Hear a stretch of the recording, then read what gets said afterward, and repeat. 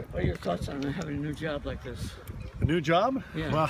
Well, this is my New third. team. Well, new team for sure. It's always an exciting time of the year. We kick off on Thursday and look forward to player development, number one, but also creating a winning atmosphere. And sometimes it's not how we start, but how we finish. And hopefully, we'll be in the hunt all the way through the season. Team's coming off 2 losing seasons in a row. Do you see signs that you can turn it around this year or anything? Yeah, it's 2017. So, we're starting fresh, and I think we've got a good group of players. It starts with our pitch and defense. We're going to do everything we can to be fundamentally sound, and hopefully some of these kids, how it is with the baseball season, have 5 or 6 guys having good offensive years, and with that right combination, we should win a lot of ball games. What have you learned throughout your career that you can bring to these guys? Well, I think I learned a lot of things through trial and error. So I think, with Storm and our staff, we're sitting on 100 years of professional experience. So try to give these players the shortcuts in order to perform at their highest level and compete. And again, the name of the game is consistency, and hopefully, the Southern League isn't their last stop. How are you going to define this team? Is it power, speed, defense? Hard to say right now, but it's got to start with our starting pitching. I think our bullpen's going to be in pretty good shape, and then I think as the season goes, we'll get an idea on what capabilities are. I think in player development, we're always maintaining strengths and working on weaknesses, so can't really say exactly what kind of team that we're going to turn out to be unless we can find the right combination. Good pitching, obviously make the plays and some timely hitting, but I think we'll start out like that, as looking as our cup is half full, not half empty, and roll the dice and take our chances. Is Garcia going to start out as your number one? No, he's going to be in the bullpen for starters. He's a roster guy, and that's where our big club doesn't have a left-hander in the bullpen, so he's going to start out in situations, get him in some hot spots, and see if he's able to come out on top of those. And he's a guy that should move fast through our system. It's easy, just a phone call away from AA to go right to Miami from here. Is the thought to keep him as a reliever, or eventually get him? I think for right now, yes, that's the plan for Ira, and we'll see how it shakes out. What about Brian Anderson? He was real successful in the Arizona League. And you're looking for big things for him this year. He has a full season in Jacksonville, potentially. What are you going to be looking for him? Well, I think for Andy, I think he's going to start here, and I think that maybe if he plays as well as he did the first half in Jupiter, he came here, he got his feet wet in the Southern League here in Jacksonville, and he's one of our top prospects in position players, and it looks right. He should play in the big leagues on his based on his tools. So now it's up to him. The ball be in his court, perform consistently. But there's no doubt that the kid has everything he needs to play at the major league level. So does good pitching beat good hitting, or vice versa?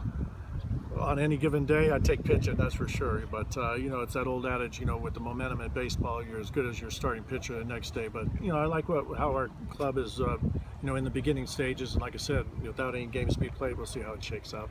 Your first series, like the first 3 games, who's going to start? So it goes Peters, Tom Shaw, and then Ben Como, I think.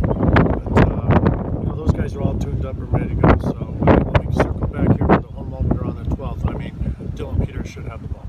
What do you think of the Jumbo Shrimp, the name itself? Oh, I can't go there. I know it's been the Sun since '68. I know there was a lot of controversy involved, but it is what it is. But it's AA baseball, and I think that it's caught on a little bit.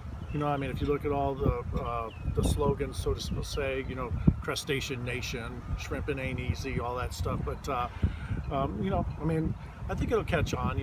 There's 10 or 12 affiliates that have done the same this year, and hopefully the fans will gravitate to it and understand.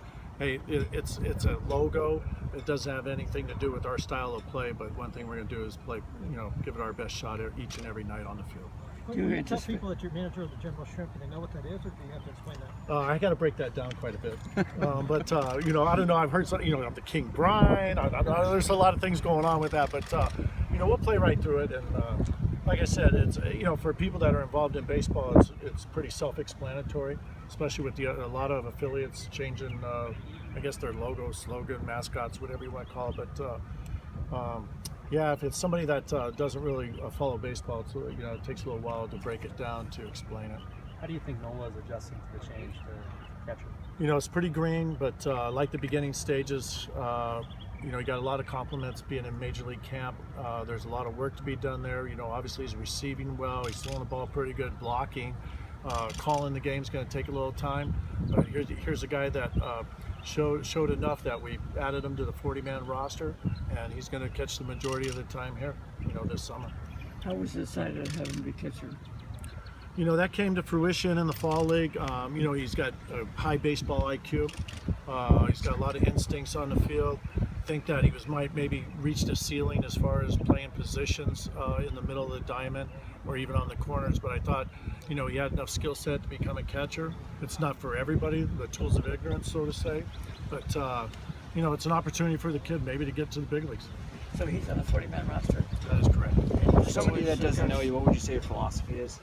You know, I think it's a combination of things. You know, what I expect from the players, and I would say is, you know, we practice with a purpose, so to speak, and you know, we're always trying to, you know, heighten all their abilities. You know, maintain the strengths and work on the weaknesses as far as player development. But we ramp up so that we practice with a purpose, so we're at the best of our ability to compete at 7:05 or when the lights come on. Two more. These charts, like the Marlins, do not seem to have a strong farm system.